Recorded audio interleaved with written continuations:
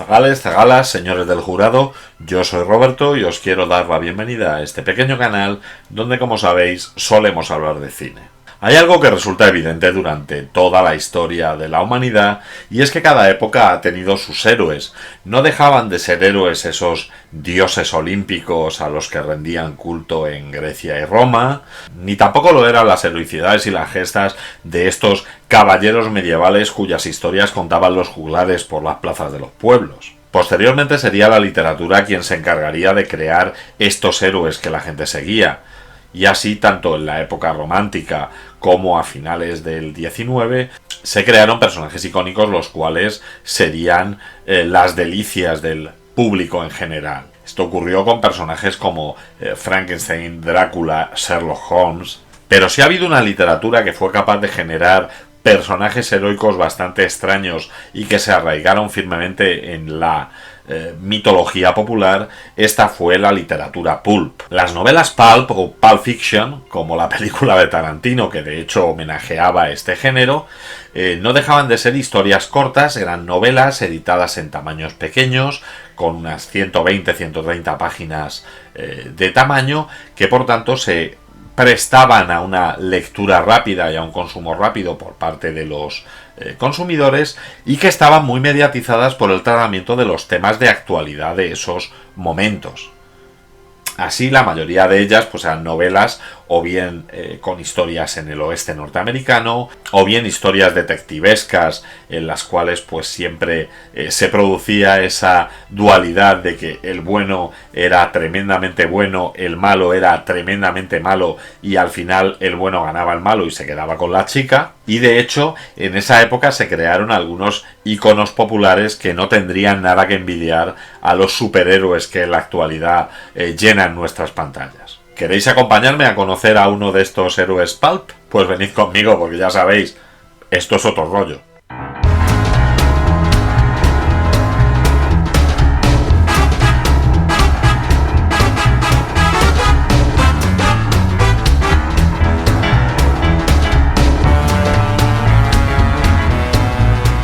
Las novelas pulp a las que me he referido en la introducción fueron muy populares en Estados Unidos entre 1896 y 1950 aproximadamente. Pero es cierto que, como la mayoría de las actividades lúdicas, durante la Gran Depresión, durante los años 20, perdieron pujanza, perdieron lectores y se vieron obligados a idear diferentes medios para conseguir volver a estar a los niveles de ventas anteriores a esta crisis. Dentro de esa dinámica de publicitarse, en 1931 la editorial Street and Smiths, una de las principales productoras de literatura pulp en los Estados Unidos, decidió que sería una buena manera de promocionarse crear un serial radiofónico en el cual fueran representadas algunas de sus novelas de cara a que los clientes quisieran comprarlas. Así se creó el programa Detective Story Hour, el cual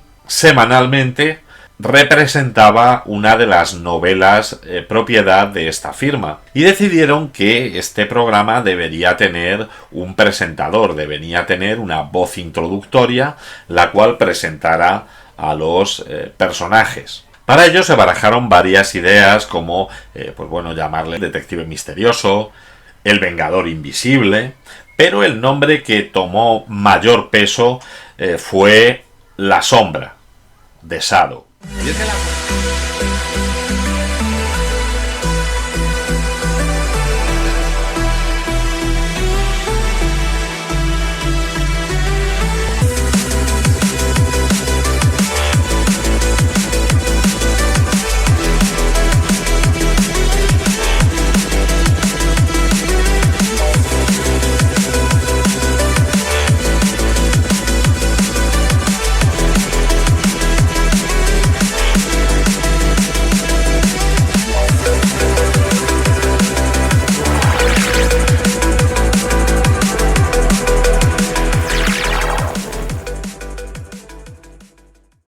La Sombra en un origen no dejaba de ser la voz inicial en este serial radiofónico en el cual, pues de una manera muy misteriosa, con una voz muy afectada y sobre todo con una risa bastante estridente, nos presentaba la historia que iba a tener lugar a continuación. Who knows what evil lurks in the hearts of men?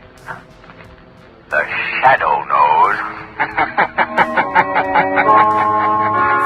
Lo curioso es que este personaje, que había sido creado únicamente para promocionar las novelas pulp y para que la gente pues fuera a comprar las novelas de la editorial Street & Smith, pasó a ser más popular que la propia editorial. Entonces los lectores iban a los kioscos a pedir las novelas de La Sombra. Esto obligó a la editorial, obligó a Street & Smith a lanzar una revista que estuviera basada en el personaje, y para ello contrataron a Walter B. Gibson, un escritor y mago profesional de Nueva York, el cual se dedicaría a escribir las novelas y a empezar a perfilar la personalidad de este personaje. Walter Gibson, que escribió la mayoría de sus historias bajo el seudónimo Maxwell Grant, escribió la primera novela de La Sombra el 1 de abril de 1931, llegando a escribir hasta 300 novelas con este personaje como actor principal. Gibson fue el creador de la mitología de La Sombra, aunque realmente su sombra difería un poco de la versión más popular del personaje, empezando porque la sombra de Gibson es Kentalar, un piloto el cual tomará para sus diferentes acciones personalidades diferentes. Entre ellas se va a encontrar la de Lamont Cranston, que sería luego la personalidad más popular del personaje, pero también la de un detective de una comisaría, el conserje de un museo y diferentes personalidades, las cuales le servían para luchar contra los villanos. La popularidad de La Sombra fue tal que se llegaron a publicar hasta 24 novelas al año, las cuales eran publicadas quincenalmente en formato de revista, para mantener ese formato pequeño, manejable, que era tan cómodo para el lector norteamericano de la época.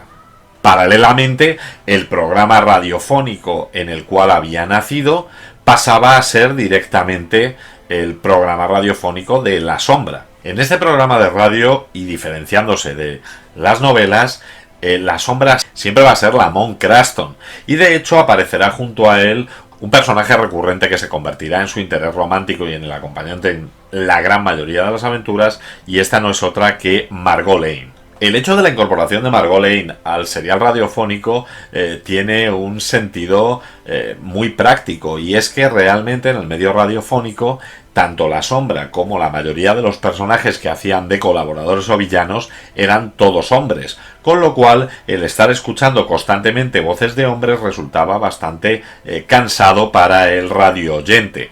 Así decidieron que era fundamental el dar un papel femenino que estuviera junto a La Sombra y que ocupara la mayor parte de la emisión, de tal manera que hubiera un contrapunto entre las voces, que mantuviera una musicalidad y que por tanto permitiera que los radioyentes estuvieran a gusto durante toda la hora de emisión. En el año 1937, dentro del serial radiofónico, se produce el que sería uno de los primeros cambios importantes en La Sombra, y es que si bien en las primeras novelas se limitaba a ser un detective el cual aprovechaba la oscuridad y las sombras para permanecer oculto a sus enemigos, en el serial de 1937 literalmente se convertía en una sombra, se convertía en completamente invisible, dejando únicamente la visión de su sombra para conseguir sorprender a sus enemigos contra los que luchaba. Dado que en este serial radiofónico La Sombra, cuando lucha contra los villanos, es completamente invisible, no existía una iconografía del personaje. Pero esto fue resuelto en las novelas por su creador, por Gibson, el cual le dotó de un aspecto en el cual pues llevaba un sombrero fedora de ala ancha, un largo abrigo hasta los pies. Sobre este abrigo llevaba cruzadas 2 pistolas, las cuales empleaba contra los villanos sin ningún tipo de limitación, y además, y como nota peculiar, portaba una bufanda de color rojo, la cual le servía para ocultar la parte inferior de su rostro. La capacidad de hacerse invisible venía motivada de que había conseguido ciertos poderes mentales que le permitían nublar la mente de los hombres, y no es que él se convirtiera en invisible, sino que hacía que el resto de los personajes no pudieran verle cuando actuaba como la sombra. Al final de cada episodio, la sombra le recordaba a los oyentes que la mala hierba del mal da frutos amargos, la sombra lo sabe. O en otras ocasiones la frase: si siembras el mal, cosecharás el mal, el crimen no paga, la sombra lo sabe. Esas frases recurrentes del serial radiofónico también tuvieron que ser adaptadas a las novelas pulp, dado que era lo que los espectadores esperaban encontrar cuando cogían una historia de la sombra. Con la evolución de las novelas y la evolución del personaje empezaron a aparecer otra serie de poderes, además del hecho de la invisibilidad. Estos poderes eran justificados por el hecho de que la sombra había sido instruida en hipnotismo y en artes de control mental por diferentes maestros yogis en sus estancias por la India.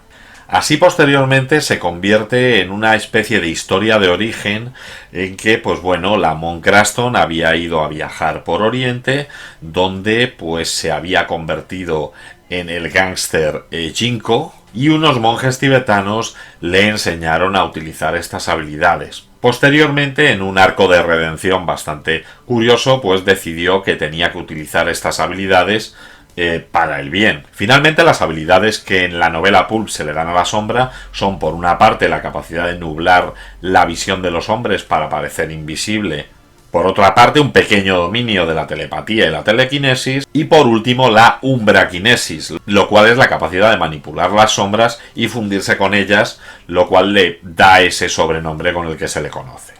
En este serial radiofónico llegó a poner voz a la sombra el actor Orson Welles, el cual popularizó quizás la frase más memorable que la sombra haya utilizado, y esta es: ¿quién sabe qué mal ocultan los corazones de los hombres? La sombra lo sabe.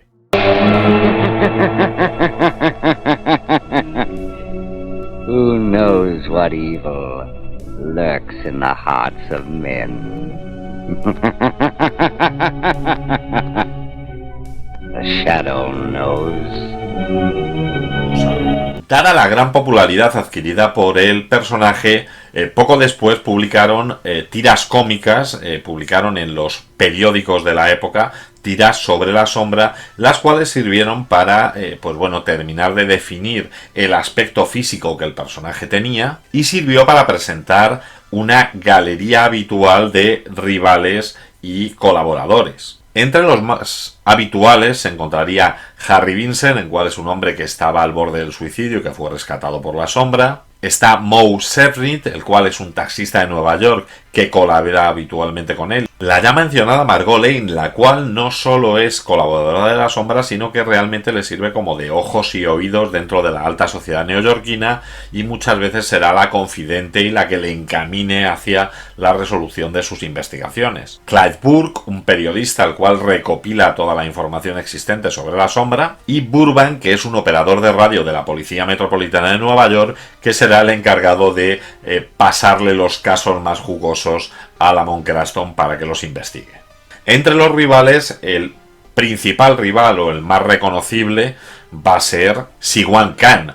Siwan Khan, que teóricamente es el último descendiente vivo de Genghis Khan, va a ser un personaje recurrente en la actividad criminal, va a intentar por todos los medios acabar con la civilización y dominar el mundo, y va a tener que encontrarse con Lamont Cranston en su contra.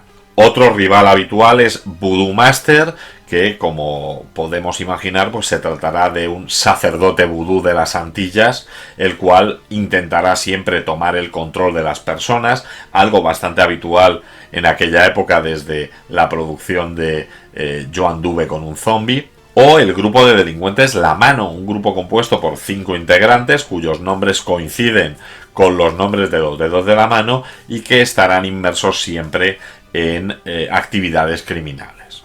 Además de esta importancia en el medio radiofónico, la sombra fue llevado al otro medio importante en aquella época, y este no es otro que el cine. Ya en 1931 la RKO había producido algunos cortos con aventuras de la sombra, aventuras pulp de tipo detectivesco y sin que la sombra mostrase ninguno de los poderes por los que ahora es conocido. En 1937, Rod LaRocque protagonizó el que sería considerado el primer largometraje de La Sombra, llamado The Shadow Strike, el ataque de la sombra. En ella tomaba, pues bueno, el papel de la sombra para luchar contra unos ladrones que están intentando robar en la oficina de un abogado. Como curiosidad deciros que esta película es de dominio público y se puede encontrar fácilmente por internet. Posteriormente, Víctor Jory protagonizó un serial de 15 capítulos para la Universal Pictures y en esta versión de 1940 se enfrentará a El Tigre Negro. Si bien no tenemos toda la iconografía de la sombra, sí es cierto que en esta película Lamont Cranston va a llevar un abrigo, va a llevar un sombrero y va a taparse el rostro con una especie de pañuelo, teniendo un aspecto ya más similar al que estamos acostumbrados. Monogram Pictures en 1946 realizó otra serie de películas de bajo presupuesto basadas en La Sombra. Fueron protagonizadas por Kane Richmond y entre ellas está pues El Retorno de la Sombra, Detrás de la Máscara o La Señorita Perdida. En ellas La Sombra llevaba un traje negro completamente, llevaba sombrero y llevaba una bufanda pero también de color negro. En 1958 se trató de hacer una nueva serie sobre La Sombra y esta, pues bueno, después del piloto no llegó a ninguna parte. Por lo cual la productora la volvió a editar como largometraje, la estrenó en cines con el nombre de El Vengador Invisible, siendo esta la primera vez en la que se muestra la invisibilidad de la sombra y se muestra esa característica risa con la que acomete los enfrentamientos con los villanos. Step back.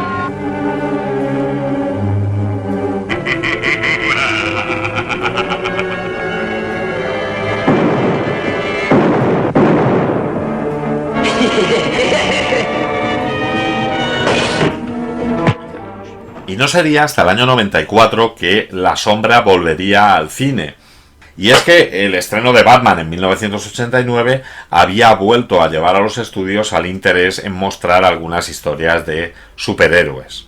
Y de hecho la principal deudora de esa película de Tim Burton pueda ser esta Sombra de la que estamos hablando.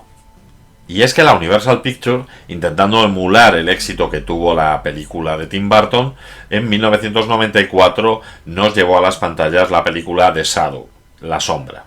La película fue producida por Martin Bregman, Michael Scott Bregman y Willie Beer, dirigida por Russell Mulcahy y protagonizada por Alec Baldwin y Penelope Ann Miller.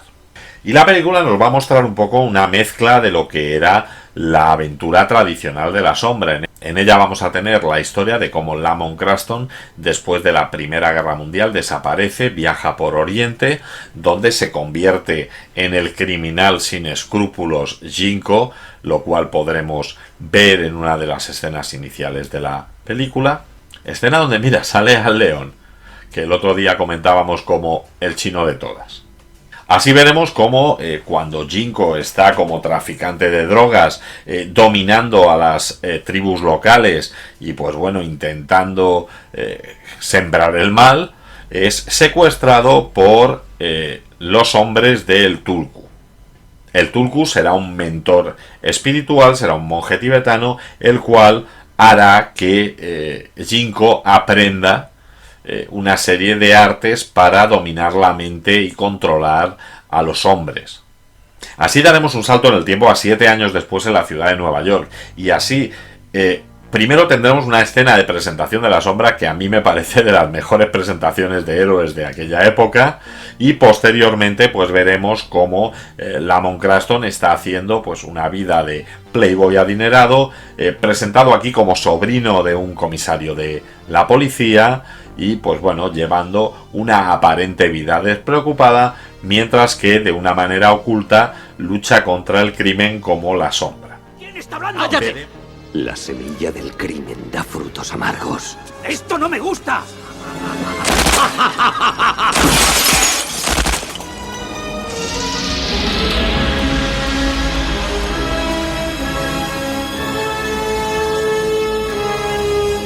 Veremos cómo para ello es ayudado por el taxista y veremos cómo está creando pues bueno, una red clientelar de informadores entre la gente a la que va salvando de problemas, de tal manera que posteriormente pues le puedan ayudar a resolver los crímenes en los que se encuentra inmerso.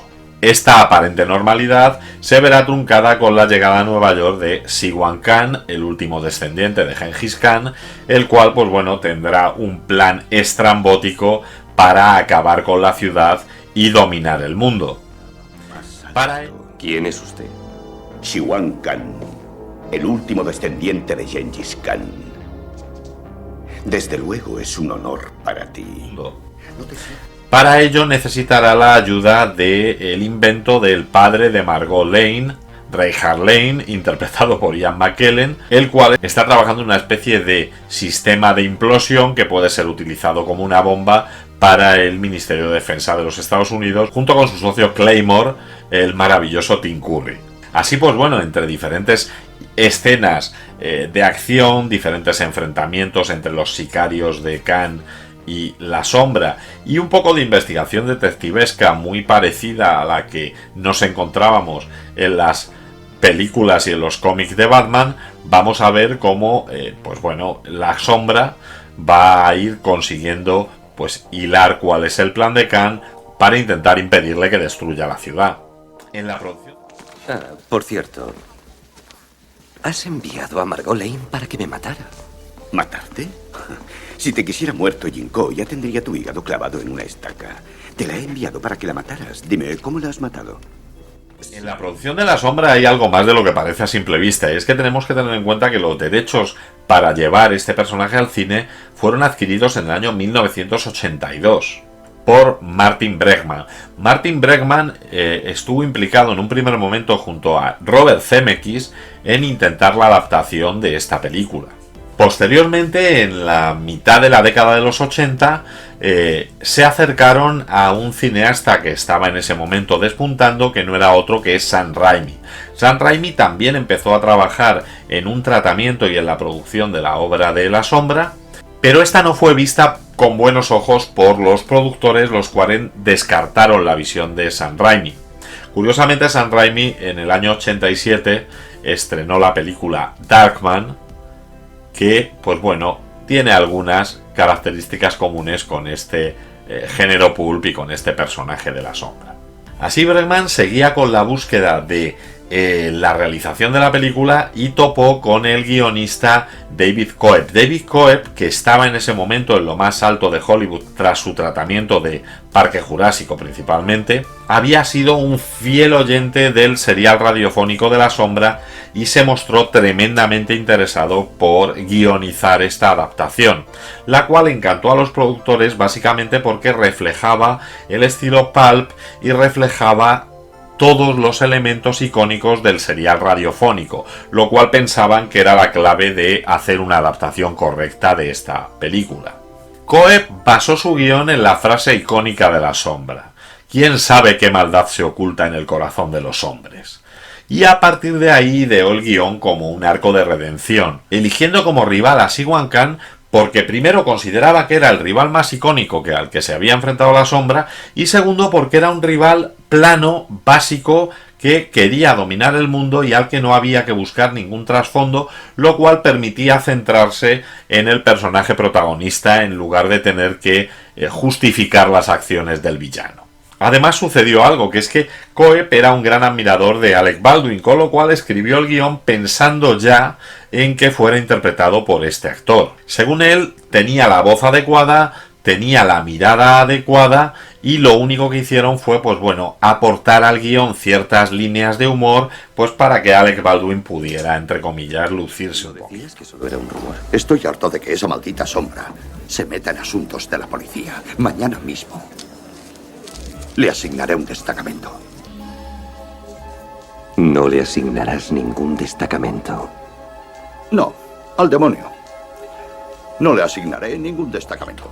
La Sombra se rodó en los estudios Universal durante un periodo de 60 días en 5 sets definidos, y bueno, luego tuvo una semana de rodajes en exteriores. viéndose interrumpida por un terremoto que destruyó el Salón de los Espejos de la escena final de la película, y lo que obligó a utilizar una semana más para finalizar la producción.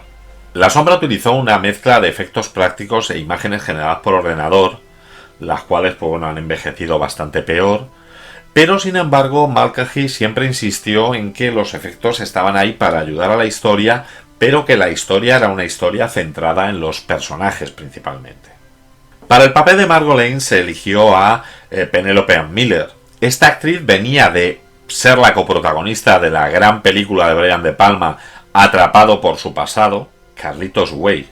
Carlitos Way, por Dios, Carlitos Way, ¿qué tiene que ver con Atrapado por su pasado? Y también había sido una de las intérpretes de la película Chaplin, estando bastante de moda en ese momento y además dando una presencia y una elegancia al personaje de Margot Lane, la cual es realmente espectacular. Margot, últimamente ya no me devuelve mis llamadas.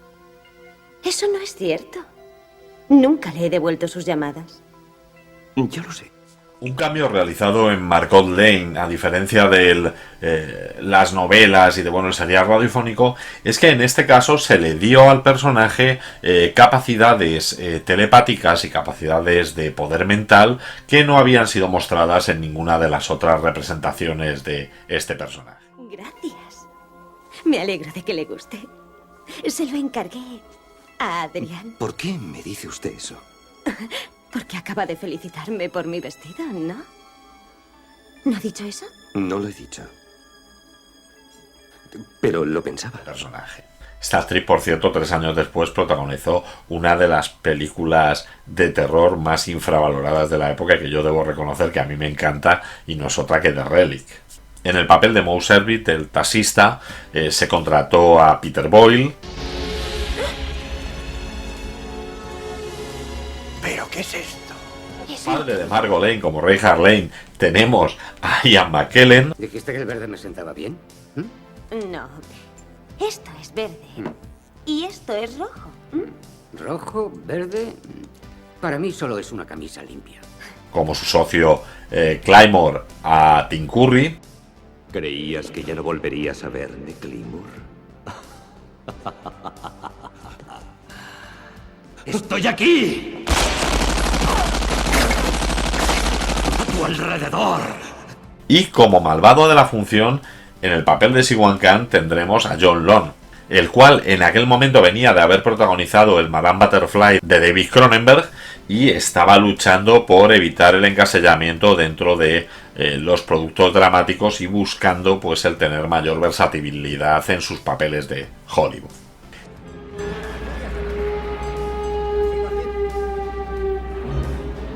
¿Necesitas gasolina? Tengo que repostar. Hollywood. En cuanto a Russell Mulcahy, al director, tengo que reconocer que es un director con el que tengo una especie de relación de amor-odio, porque si bien es cierto que ha hecho 4 películas que me encantan, y estas no son otras que Ricochet, Los Inmortales, esta La Sombra de la que estamos hablando, y una bastante desconocida pero para mí buena historia de terror, que es La Sombra del Faraón, ha sido luego un director que también ha hecho películas tremendamente malas, como es el caso de Resident Evil Extinction, extremadamente peligrosa con Kim Basinger, y sobre todo se ha dedicado a hacer muchísimos capítulos de diferentes series de televisión. De hecho, siempre he tenido la duda de si realmente estamos hablando de un director cuyo talento ha sido desaprovechado o simplemente de un director que ha tenido suerte y ha acertado en algunas de sus películas. Se intentó... Eres un maravilloso amigo, como un padre para mí. Gracias, Jinko. Disparad a través de él. Se intentó que La Sombra fuera un éxito de verano. De hecho, no solo se lanzó la película, sino que se lanzó en merchandising, un juego para la Super NES, cierta línea de vestuario, pero sin embargo fue un tremendo fracaso. Primero porque tuvo problemas con su público objetivo, dado que coincidió primero la semana antes de su estreno con El Rey León, pero es que la semana después se estrenó La Máscara, lo cual hizo que, para ser una producción que había costado 40 millones de dólares, únicamente recaudó a nivel mundial 48 millones de dólares. De hecho, en Estados Unidos solo consiguió 32 millones. Esto deshizo la idea que tenía la productora de que se hubiera convertido en una franquicia de películas. Por otra parte, fue una película que tampoco convenció a la crítica, dado que la mayoría de ellos pensaban que, si bien tenía unos increíbles efectos visuales y tenía una factura estética increíble, no profundizaba en los personajes, no era creíble y no aportaba esa dosis de intriga que pretendían dar al espectador. De hecho, la película tiene únicamente un 34% de aprobación en Rotten Tomatoes y de hecho también un pobre 6 sobre 10 en IMDb. Está claro que la película no le gustó ni al público ni a la crítica de la época, pero yo he de reconocer que a mí me encantó, y es que junto a una historia de héroes y villanos que no deja indiferente a nadie, tenía pues bueno, una acción bastante medida, un personaje carismático con unos poderes bastante curiosos y bueno, ¿por qué no? A una Penélope Ann Miller con unos vestidos verdaderamente impresionantes. Y eso sin mencionar la maravillosa banda sonora que nos brinda Jerry Goldsmith en lo que es para mí uno de sus mejores trabajos. Y es una pena en esta época de remakes que estamos viviendo que nadie se haya planteado volver a hacer la historia de la sombra. La última historia que se oyó, el último momento en el que se pensó que podría hacerse un remake, fue en torno al año 2006-2007, cuando Sam Raimi volvió a retomar su interés por el personaje, pero en declaraciones del año 2017 dijo pues que ese proyecto estaba muerto. Y bueno, para finalizar quería comentar la influencia que La Sombra ha tenido sobre dos personajes icónicos que a mí personalmente me encantan. La primera de ellas fue la influencia que tuvo en la creación de Batman. Y es que no solo es que Bob Kane y Bill Finger tomaran elementos de este icono pulp, sino que además la primera novela en la que aparece el personaje de The Batman, El caso del sindicato químico, está basada en la novela Partners of Peril, escrita por Theodore Tinsley, la cual tiene un argumento similar a esta primera historia del Cruzado de Gotham, con lo cual es evidente que fue su primera influencia. Esta influencia, de hecho, les ha llevado después a compartir incluso portada en algunos cómics, en las cuales podemos disfrutar pues de el Cruzado de Gotham enfrentándose y colaborando con este personaje. De hecho, y aparte de compartir aventuras, Lamont Cranston es uno de los pocos personajes que Batman admite que conoce su identidad secreta, dado que lógicamente pudiendo entrar en la mente de los hombres es capaz de averiguar que Bruce Wayne es Batman, pero sin embargo no considera que nunca vaya a ser una amenaza. Por otra parte, Alan Moore ha reconocido en algunas entrevistas que también tomó como base a La Sombra cuando creó al Guy Fawkes de V de Vendetta. Personaje que vemos también moverse entre las sombras, con una gabardina, con un sombrero, aunque si bien, bueno, pues en esta ocasión va a llevar la máscara, cosa que La Sombra no necesitaría. Bueno, también es cierto que ha servido de influencia para la serie de Disney El Pato Darwin.